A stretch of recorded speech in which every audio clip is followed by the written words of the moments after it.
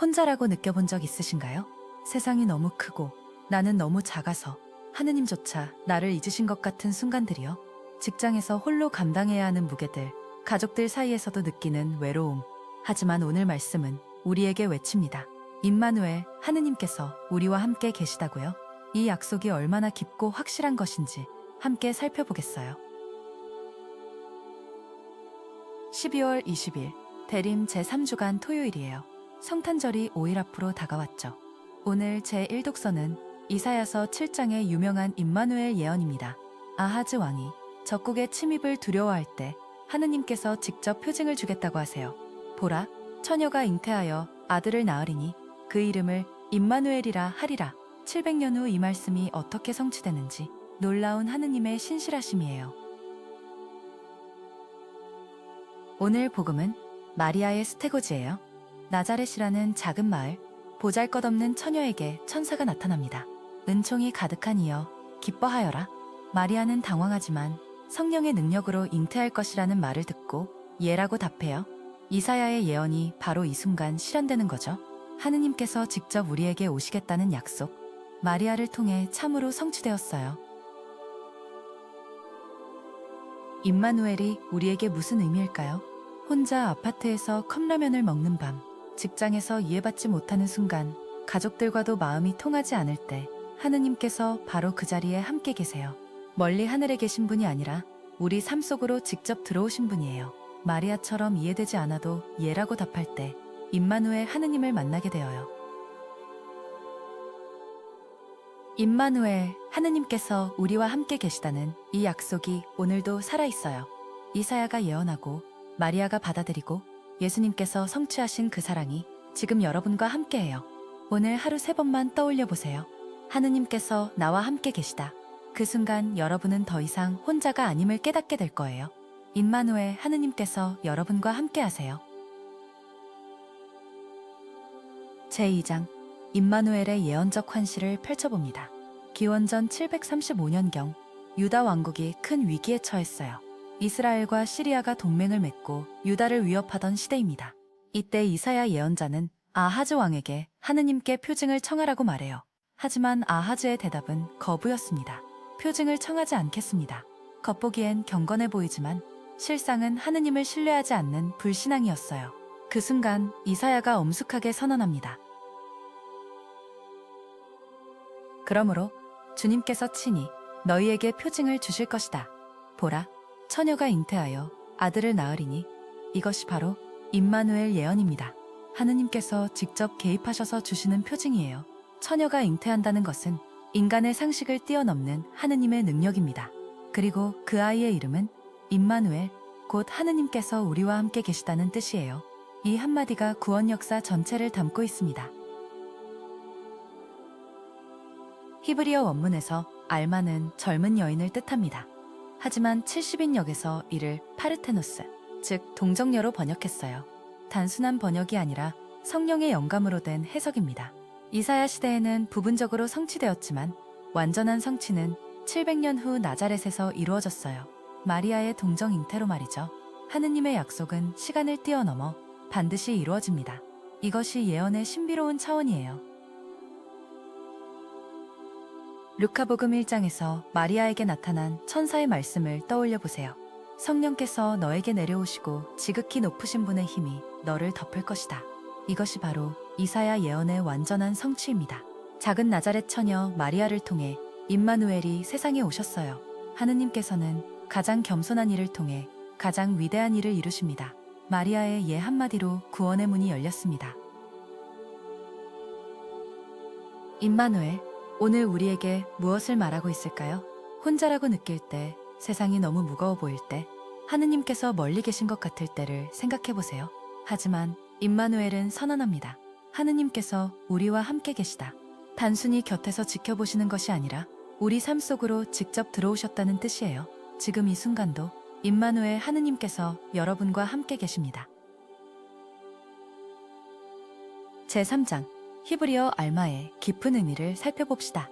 이사야 7장 14절에서 예언자는 처녀가 잉태하여 아들을 낳으리라고 선언합니다.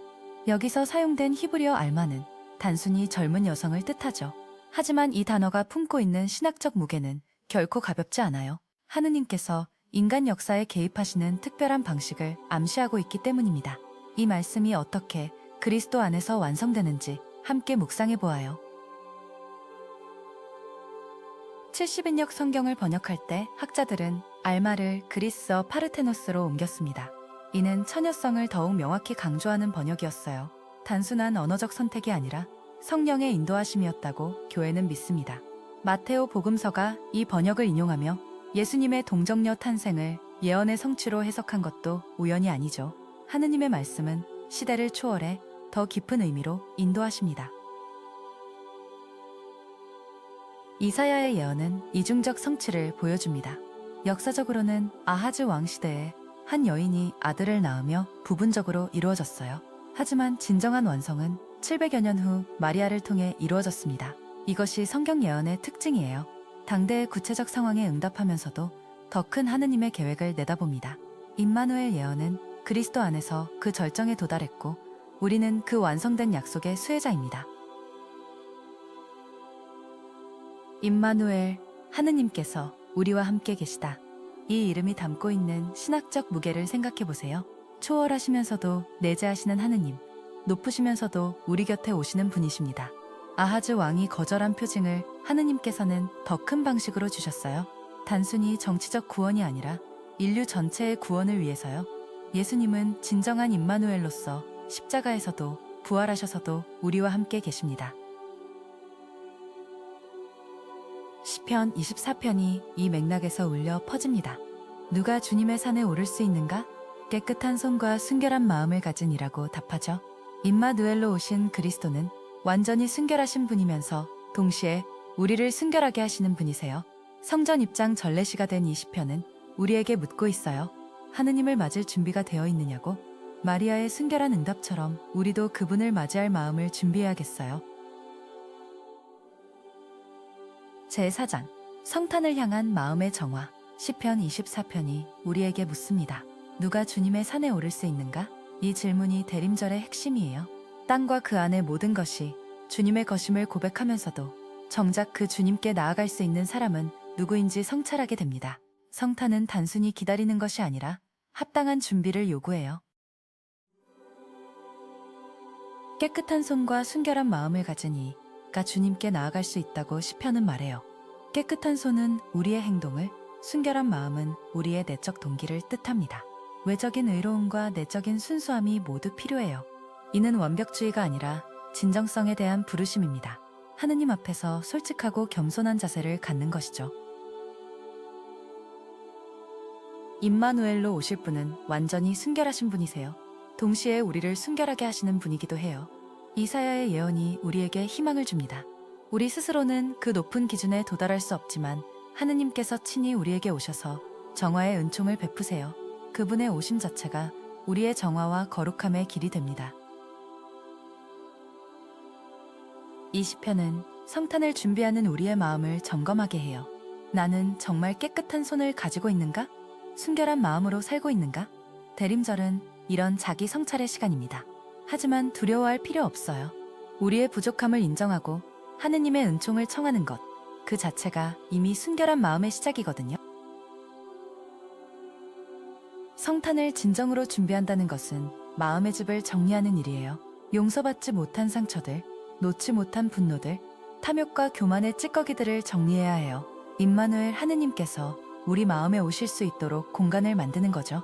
완벽하지 않아도 괜찮아요. 겸손한 마음으로 그분을 맞을 준비만 하면 됩니다. 제5장 나자렛에서 일어난 세상을 바꾼 대화. 루카복음 1장 26절부터 38절까지입니다. 갈릴레아의 작은 마을 나자렛. 이곳은 예루살렘 성전에서 멀리 떨어진 변방이었어요. 그런 곳에서 하느님은 구원 역사의 가장 중요한 순간을 시작하십니다. 한 처녀 마리아에게 천사 가브리엘을 보내시죠. 이 만남이 온 인류의 운명을 바꿀 거예요. 천사가 마리아에게 건넨 첫 인사. 은총이 가득한 이여 기뻐하여라. 주님께서 너와 함께 계시다. 이 말씀의 무게를 생각해 보세요. 은총이 가득하다는 것은 하느님의 특별한 선택을 의미합니다. 마리아는 태어날 때부터 원죄 없이 잉태되어 하느님 어머니가 될 준비를 갖춘 분이었어요. 가브리엘의 인사는 단순한 인사가 아니라 마리아의 특별한 소명을 선포하는 것이었습니다. 마리아의 반응을 보세요. 어찌 그런 일이 있을 수 있겠습니까? 저는 남자를 알지 못하는데요. 이 질문은 즈카르야의 의심과 다릅니다. 즈카르야는 하느님의 능력을 의심했지만 마리아는 단순히 방법을 묻고 있어요. 순수한 질문이죠. 믿음 안에서 하느님께 더 깊이 알고 싶어 하는 마음. 이것이 참된 믿음의 자세입니다. 천사의 답변. 성령께서 너에게 내려오시고 지극히 높으신 분의 힘이 너를 덮을 것이다. 성령의 능력으로 동정녀가 잉태한다는 것. 이것은 700년 전 이사야가 예언한 그 말씀의 성취예요. 보라, 처녀가 잉태하여 아들을 낳으리니 그 이름을 임마 누엘이라 하리라.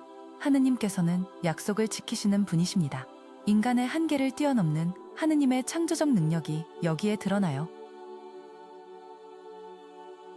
지극히 높으신 분의 아드님, 예수님의 신적 정체성이 분명히 선포됩니다. 그분은 다윗의 왕자를 영원히 차지하실 메시아시죠. 마리아의 응답, 저는 주님의 종입니다. 말씀하신 대로 저에게 이루어지기를 바랍니다. 이 한마디 예가 구원 역사를 열었어요. 새로운 이브가 된 마리아, 하와의 불순종을 마리아의 순종이 회복시킵니다. 제6장, 마리아의 예 하나가 구원 역사를 바꿔놓았습니다. 저는 주님의 종입니다. 말씀하신 대로 저에게 이루어지기를 바랍니다. 이 짧은 응답이 온 인류의 운명을 결정했어요. 천사 가브리엘의 수태고지 앞에서 마리아는 두려워하지 않았습니다. 이해하지 못해도 순종했어요. 이것이 바로 하느님의 뜻에 예라고 답하는 믿음의 모습입니다. 이사야 예언자가 700년 전에 선포했던 말씀이 이 순간 완벽하게 실현됩니다. 보라, 처녀가 잉태하여 아들을 낳으리니 그 이름을 임마 누엘이라 하리라. 하느님께서는 약속을 지키시는 분이세요. 아하즈 왕이 거부했던 표징을 하느님께서 직접 주셨어요. 임마누엘, 하느님께서 우리와 함께 계시다는 이 약속이 마리아를 통해 현실이 되었습니다. 교부들은 마리아를 새 이브라고 불렀습니다. 하와가 뱀의 유혹에 예라고 답해서 죄가 들어왔다면 마리아는 하느님의 뜻에 예라고 답해서 구원이 시작됐어요. 하와의 불순종이 낙원에서 추방을 가져왔다면 마리아의 순종은 하느님께서 인간이 되어 우리 가운데 오시는 길을 열었습니다. 두 여인, 두 응답, 완전히 다른 결과입니다. 혼자 사는 가구가 늘어나고 있는 한국 사회, 많은 분들이 깊은 외로움을 경험합니다. 관계는 단절되고 소통은 어려워져요. 하지만 임마누엘은 우리에게 전혀 다른 진실을 말해줍니다. 하느님께서 우리와 함께 계시다는 것이에요. 혼자가 아닙니다. 세상이 아무리 차가워도, 사람들이 등을 돌려도 하느님은 우리 곁을 떠나지 않으세요. 치열한 경쟁 사회에서 모든 것을 혼자 감당해야 한다는 압박, 직장 스트레스, 성과에 대한 부담, 실패에 대한 두려움이 우리를 짓누릅니다. 하지만 임마누엘의 의미를 깨달으면 해방됩니다. 모든 짐을 혼자 질 필요가 없어요. 하느님께서 함께 하시니까요. 마리아처럼 이해되지 않아도 주님, 제가 여기 있습니다 라고 말할 수 있는 용기를 얻습니다.